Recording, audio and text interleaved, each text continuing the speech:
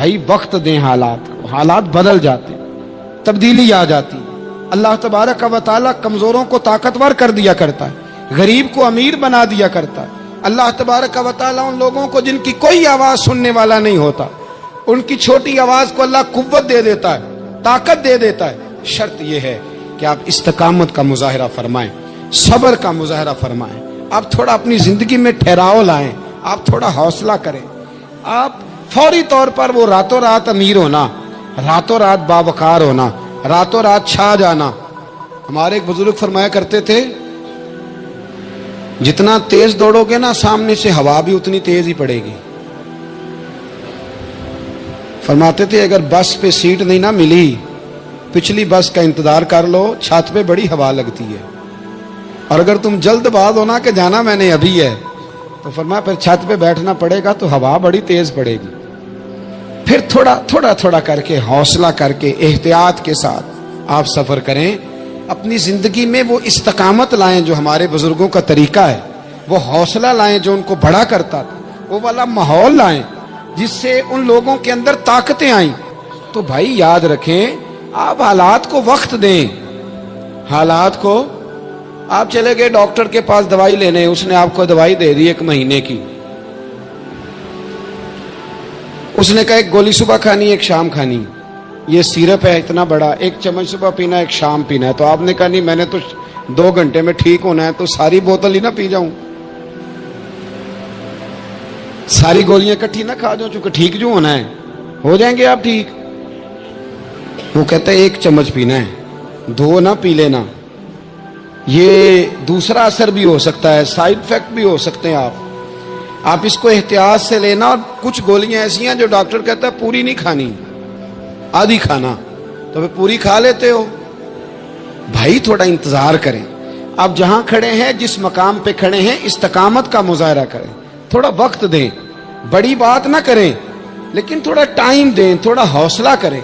ہم فوراً result announce کرتے ہیں، فوراً۔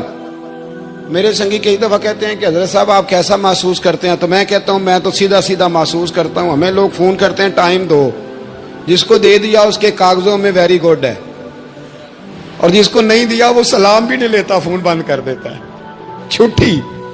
ویری گڈ آپ اس کے کاغذوں میں ہے جس کی بات پہ آپ پورے، اور جس کو آپ کہہ رہے ہیں کہ نہیں ذرا تو پیار کر، محبت کر، تو ٹائم دے، تو وہ اس بات کے لیے تیار ہے۔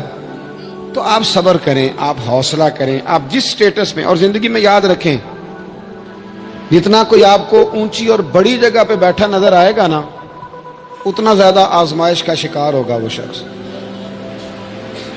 اس کے لیے روز ایک چوراہا ہے، روز ایک چوک ہے۔ اگر 20 لوگ آپ سے روزانہ رابطے میں ہیں تو آپ ایک جگہ پہ جا سکتے ہیں، یا 2 جگہ پہ 17-18 نے آپ سے ناراض ہونا ہے۔ آپ محسوس کریں اس بات کو۔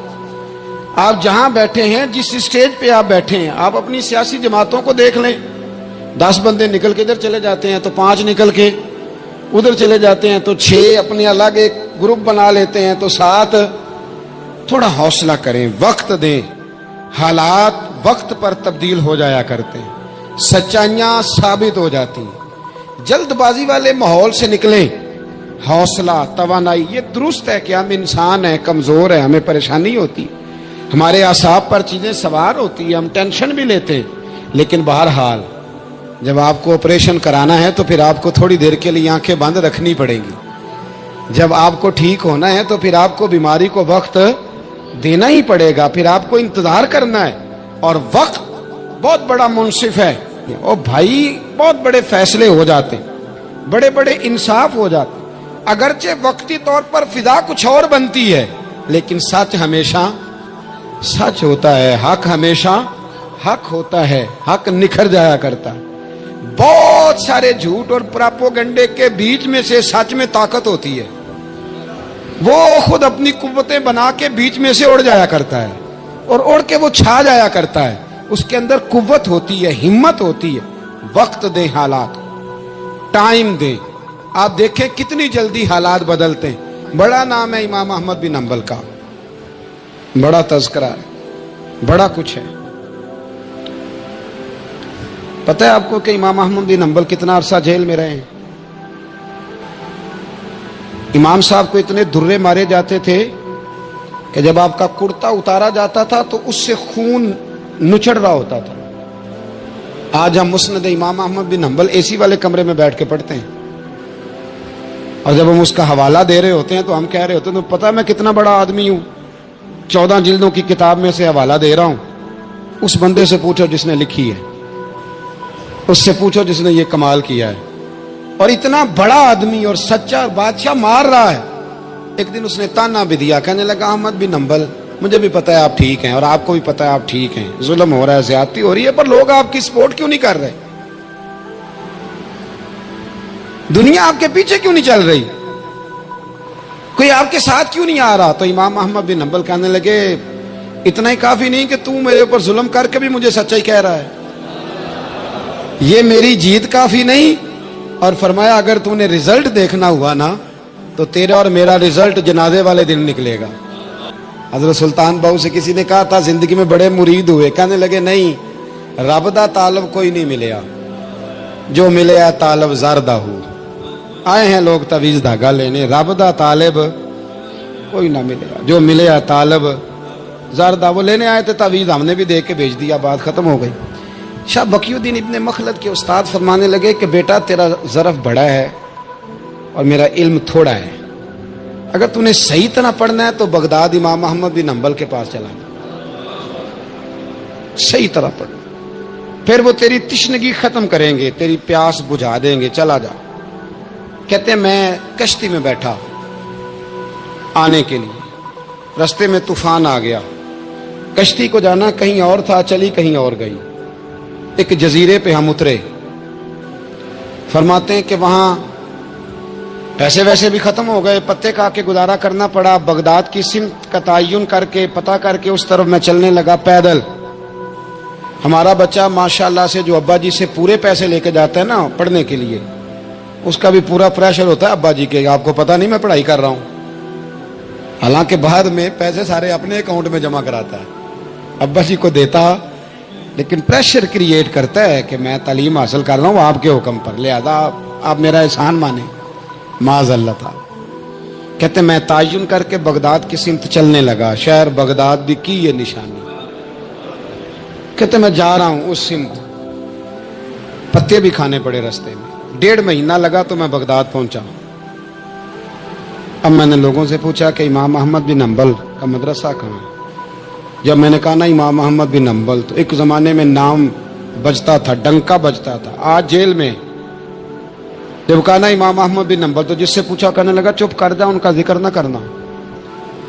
ان کا نام لیتا ہے جیل ہی جاتا ہے، ان کا نہ نام لینا، خبردار. کہتے میں نے کہا کیا ہوا؟ کہا بادشاہ مخالف ہو گیا، امام صاحب کا دارالعلوم تو بند ہو گیا، وہ تو گھر میں قید ہیں. توجہ ہے میری بات پر؟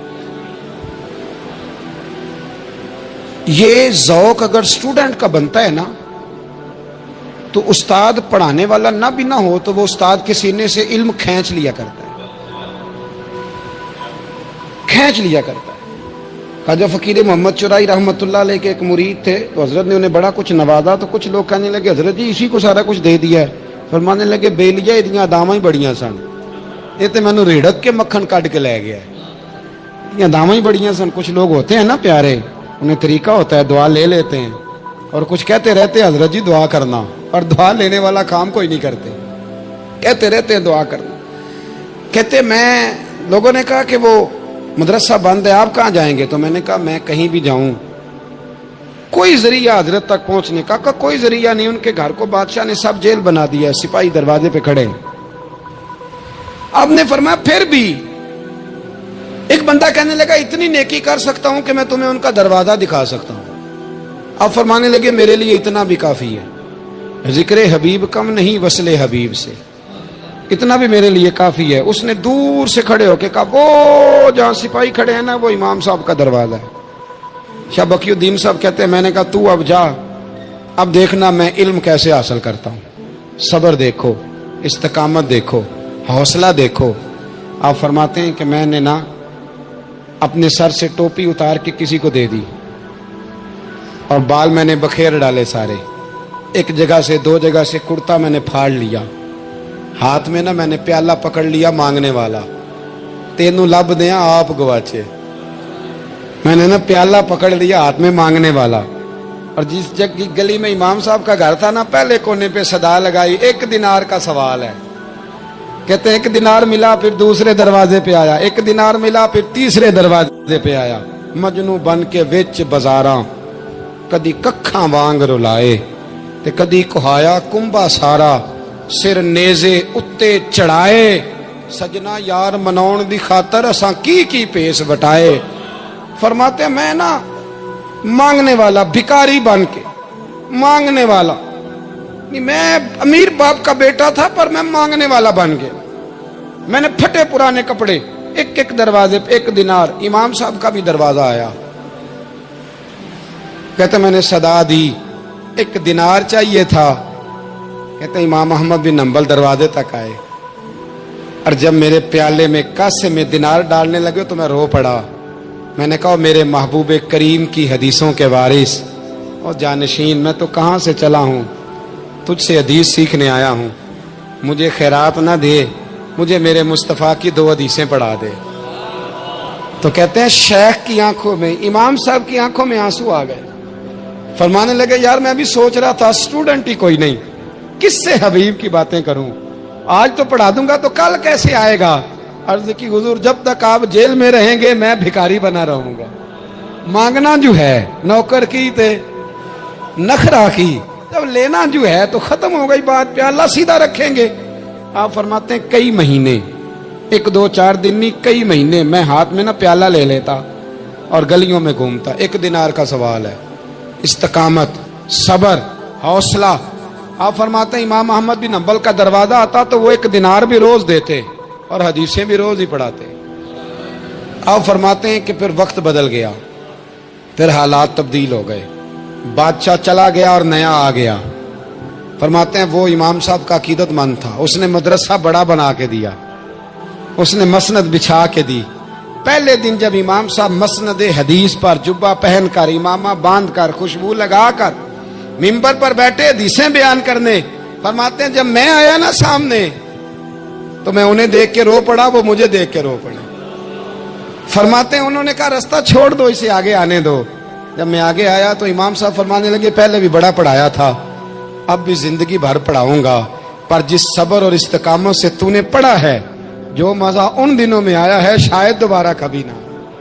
थोड़ा हौसला पैदा करें, थोड़ा इस्तिकामत का मुजाहरा करें, थोड़ा सा ना। वो हजरत ख्वाजा निजामुद्दीन साहब से एक शख्स ने आके कहा था मेरा पीर कामिल नहीं तो मैंने बदलना है। फरमाया शरीक कबाहत तो कोई नहीं। कहने लगा नहीं। तो आप फरमाने लगे तो अल्लाह की रजा के लिए खिदमत कर, हो सकता है तेरी खिदमत की बरकत से अल्लाह उसे कामिल कर दे, अल्लाह कामिल बना दे, तेरी बरकत से कामिल हो जाए। थोड़ा इस्तिकामत का माहौल बनाएं। मैं इस जमाने में जो सबसे ज्यादा कमजोरी महसूस करता हूं लोगों के अंदर, तो यह है कि तदब्बुर नहीं, हौसला नहीं। एक बुत होता है मेरी जात का जिससे मैं सारी जिंदगी बाहर नहीं निकल पाता। मैं कहता हूं जो मैं कह रहा हूं वो होना चाहिए, जो मैं चाह रहा हूं वो होना चाहिए, जो मेरी ख्वाहिश है वो होना चाहिए। ऐसा नहीं होगा। ख्वाहिशें आप करेंगे, चाहते आप करेंगे, पर पूरी अल्लाह अपनी हिकमत से करेगा। पूरा अल्लाह अपनी। मेरे नबी करीम अलैहिस्सलाम ने एक दुआ मांगी थी, अल्लाह मेरी उम्मत लड़े ना। तो रब करीम ने कहा महबूब ये दुआ मुझसे मांगे ही ना। इसमें भी उसकी हिकमत है कि आपको हक पहचानना है, खुदारा अल्लाह पे छोड़े। हम बड़े बेहौसला हैं, हम बड़े कमज़ोर हैं, हमें तो अल्लाह ताला खैर करे। अब तो ज़माने में जो दवाई सबसे ज़्यादा बिकनी चाहिए वो वहम की दवाई है, वो सबसे ज़्यादा बिकनी चाहिए। हर चौथा आदमी इस वहम का शिकार है कि जाने क्या हो जाएगा। कुछ भी नहीं होगा, वही होगा जो मंजूर है। आपको तो माशाल्लाह याद है, वही होगा जो मंजूर है। कुछ चीज़ें अल्लाह रसूल पे छोड़ें, सब्र के साथ, इस्तकामत के साथ। एक बात मैंने शुरू में की थी, फिर दोहराता हूँ आखिर पे। ये सोच लें कि आप हक पे हैं कि नहीं, आप सच्चे हैं कि हज़रत अब्दुल्ला इब्ने ज़ुबैर इमाम हुसैन के बाद यजीदी फौजों के खिलाफ निकले थे। आपके कुछ साथी शहीद हो गए थे और कुछ पीछे की तरफ चले गए थे, पसपा हो गए थे। हज़रत अब्दुल्ला इब्ने ज़ुबैर अकेले रह गए थे। उस वक़्त आपकी वालदा हज़रत अस्मा बिनते अबी बकर सिद्दीक 90 साल उम्र थी और आंखों से नाबीना थी। فرماتے ہیں میں اپنی اماں سے مشورہ کرنے آیا. میں نے کہا اماں میرے کچھ ساتھی پیچھے چلے گئے, کچھ شہید ہو گئے, میں جہاد میں اکیلا رہ گیا ہوں, حکم کیا ہے؟ تو اماں کہنے لگی عبداللہ پہلے یہ بتا تو حق پہ ہے کہ نہیں. میں نے کہا اماں ہوں تو میں حق پہ, پر مجھے تیری بڑی فکر ہے, تیری 90 سال عمر ہے, یہ تو میرے جو مقابلے والے ہیں یہ تو بڑے سخت گیر لوگ ہیں, میری لاش کے ٹکڑے ٹکڑے کر دیں گے, تو برداشت کر لے گی؟ تو حضرت اسماء نے پتہ کیا دلیرانہ جواب دیا تھا کہ بیٹا بکرے کو تکلیف صرف ذبح ہوتے وقت ہوتی ہے, جب اس کی کھال اتارتے ہیں پر اسے کوئی تکلیف نہیں ہوتی, جب اس کے ٹکڑے ٹکڑے کرتے ہیں اسے کوئی تکلیف ہے. تو کہا بیٹا حوصلے کے ساتھ رہنا, صبر کے ساتھ رہنا, اگر تو حق پہ ہے پہلے یہ دیکھ لے اگر آپ حق پہ ہیں, اگر نہیں تو توبہ کر کے حق پہ آئیں, اور اگر آپ حق پہ ہیں تو پھر آپ یہ ذہن بنا لیں کہ حالات بدلیں گے اور جو آپ کا نظریہ ہے وہ غالب آ کے رہے گا. اگر آپ حق پہ ہیں تو پھر اللہ آپ کو توفیق دے گا, لیکن زندگی میں ان چیزوں سے بچیں. امام اعظم کے خلاف سازش رچی گئی. امام صاحب رحمۃ اللہ تعالی علیہ کے پاس ایک بی بی دوڑی, حضور مسئلہ پوچھنا. آپ عورتوں سے ملا نہیں کرتے تھے, میں نے سوال کرنا ہے جی, جلدی جلدی سے اندر آ گئی. عورت جیسے ہی اندر داخل ہوئی باہر شور ہو گیا. امام صاحب کے پاس عورت ہے, اس نے بھی شور کر دیا کہ معاذ اللہ ثم معاذ اللہ, 10 درازی کیا امام اعظم نے. لوگ امام صاحب سے کہنے لگے اب پروپیگنڈا ہو گیا, سارے شہر میں بات پھیل گئی, حضور آپ جواب دیں, آپ بھی کو بات کریں. فرمانے لگے کیا جواب دوں, بی بی اکیلا تھا, میں اندر آئی ہے, باہر شور ہوا ہے, عورت کہہ رہی ہے میں اکیلا تھا, میں جواب دوں بھی تو میری گواہی کون دے گا, میرے ساتھ کھڑا کون ہوگا, اس وقت کون ہے اٹھ کے کہے گا کہ نہیں نہیں ایسی بات کوئی نہیں. یہ تو ماحول تو اور رخ اختیار کر گیا. تو حضور اب کیا کرنا ہے؟ تو آپ فرمانے لگے کرنا کیا ہے, میں کوئی لاوارث ہوں, رب رسول کا ماننے والا ہوں, میں فیصلہ اپنے اللہ پہ چھوڑتا ہوں. وہ بھی تو عدالت ہے نا. مصیبت یہ ہے کہ میں اور آپ سارے فیصلے خود کرنا چاہتے ہیں, حالانکہ خود کچھ فیصلے چھوڑ دینے چاہیے, وہی ہو تو بہتر ہے. فرمایا اللہ رسول پہ چھوڑتا ہوں, ختم ہو گئی بات. اب میں دلیل دوں گا بھی تو میری سنے گا کون. اس طرح کے ماحول میں کئی دفعہ آپ دلیل دیتے بھی ہیں تو کوئی سننے کو تیار ہے, وقت فیصلے کرتا ہے, کون سنے گا. فرمایا بس ٹھیک ہے. لے گئے پکڑ کے کوتوال کے پاس, تھانے میں بند کر دیا. اب اتنا بڑا امام ہے, تھانے میں بند ہے, عورت بھی باہر بٹھا دی گئی. امام صاحب نے اس سے کوئی ڈسکس نہیں کی. جب اندر تشریف لے گئے سپاہی 2-3 کھڑے تھے. امام صاحب او ہو, رب کریم کے بندوں کا وہی طریقہ. امام صاحب نے وضو کے لیے پانی مانگا اور پھر امام اعظم نے نفلوں کی نیت باندھی اور 2 رکعتیں پڑھ کے کہنے لگے مالک عزتیں بھی تیرے پاس ہیں, ذلتیں بھی تیرے پاس ہیں, تو جس حال میں ابو حنیفہ کو رکھے گا مجھے شکوہ کوئی نہیں, میں تیری رضا پہ راضی ہوں, جیسے تو چاہے میں راضی ہوں تیری رضا پہ. امام صاحب دعا مانگ رہے تھے تو آنسو ہاتھوں پہ گر رہے تھے. آنا کبھی مصلی بھی آباد کریں, آنا کبھی, دنیا کو تو دکھڑے بڑے سنا لیے, آنا 2 رکعتیں پڑھ کے روئیں رب کی بارگاہ میں, محبوب کا وسیلہ پیش کریں, آنا اسے بھی تو منائیں. امام صاحب کے آنسو گرنے لگے. سپاہی بھی پریشان تھے. وہ بی بی نہ خود ہی اٹھی اور امام صاحب کے قریب گئی, کہنے لگی پہلے مجھے دنیا والے کہتے تھے, اب میں سمجھ گئی ہوں آپ تو رب کریم کے نیک بندے, اب نہ روئیں. سویرے جانا ہے نا قاضی کی عدالت میں, تو میں سویرے گواہی دوں گی کہ میں نے جھوٹا الزام لگایا تھا, آپ ناراض نہ ہوں. امام صاحب فرمانے لگے اس سے نہیں بات بنے گی, اگر تو نے کچھ کرنا ہے تو جو میں کہتا ہوں وہ کر. امام اعظم تھے نا, جو میں کہتا ہوں وہ کر. اس نے کہا جی وہ کیا؟ آپ فرمانے لگے اب تیری گواہی سے بھی بات اور ہو جائے گی, اس کو کہہ لیا ہے, اس کو منا لیا ہے, اس کی منت کر لی ہے, اس کو رشوت دے لی ہے, حالات کا تقاضا اب اور ہے, اب اس کا جواب بھی کچھ اور ہی ہے. با پردہ عورت تھی, برقعے میں لپٹی ہوئی, اس کو گھر بھیج دیا. وہ کوتوال سے کہنے لگی میں بیمار ہوں, مجھے چھٹی دے دو, سویرے آ جاؤں گی. مدعی مقدمہ تو میں ہوں, اب مدعی کو تھوڑی کوئی باندھ کے رکھے گا. خاتون گھر چلی گئی. صبح قاضی کی عدالت میں مقدمہ لگا. امام صاحب رحمت اللہ علیہ کٹہرے میں کھڑے ہیں. یار بڑا مشکل ہوتا ہے معزز آدمی کا کٹہرے میں کھڑا ہونا, لیکن مخلوق تو فنکار ہے. اس درجہ کے پل بھر میں یہ سنگے در کعبہ سے بھی اسنام تراشے، تم کون ہو کیا چیز ہے داغے کبابی، لوگوں نے تو مریم پہ بھی الزام تراشے۔ یہ نہیں نا باز آتے لوگ، پھر مرضی ہے نا، ہونا کٹہرے میں کھڑا ہونا پڑ ہی جاتا ہے۔ کٹہرے میں کھڑے ہیں امام اعظم، تو قاضی پوچھتا ہے آپ کی بڑی قدر ہے، بڑی اہمیت ہے، تو آپ اس عورت کے بارے میں کیا کہتے ہیں؟ تو امام صاحب فرمانے لگے یہ جو کہہ رہی ہے اس سے پوچھ لیں۔ تو خود خاتون کہنے لگی میرا امام صاحب سے تعلق ہے۔ آپ فرمانے لگے ٹھیک کہتی ہے۔ ساری بھری عدالت سب لوگ حیران، حضرت تعلق ہے؟ فرمایا ہاں۔ کس طرح؟ فرمانے لگے میری بیوی ہے، زوجہ میری اہلیہ ہے۔ جناب کس طرح؟ فرمایا محلے کی بیویاں بلا لو، اس کے ابا کو بلا لو، چہرہ دکھا لو۔ وہ سارے لوگ جمع ہو گئے، چہرہ کھول کے دیکھا تو امام صاحب کی زوجہ تھی۔ امام صاحب نے اس خاتون کو کہہ کے بھیجا تھا کہ یہی برقع میری بیوی کو دے کے سویرے بھیج دینا، یہی والا برقع جو تو نے پہنا ہے، اب گھر جا اور میری اہلیہ کو یہ برقع دے کے بھیج دینا۔ وہ برقع دے کے اس نے بھیج دیا۔ جب امام صاحب رحمت اللہ علیہ کی اہلیہ ثابت ہو گئی کہ یہ تو امام صاحب کی اہلیہ ہیں جو کھڑی ہیں، اب وہ جو سازش رچنے والے تھے وہ دائیں بائیں دیکھ رہے تھے۔ تو امام صاحب نے ایک بات کی جو بڑی شاندار ہے، فرمایا تدبیریں تم نے بھی کی تھی، پر جو تدبیر میرا رب فرماتا ہے نا، جو تدبیر میرا، فرمایا یہ ابو حنیفہ کی تدبیر نہیں، یہ تدبیر میرے اللہ کی ہے جو اس نے مجھے عطا فرمائی، مجھے سجھائی۔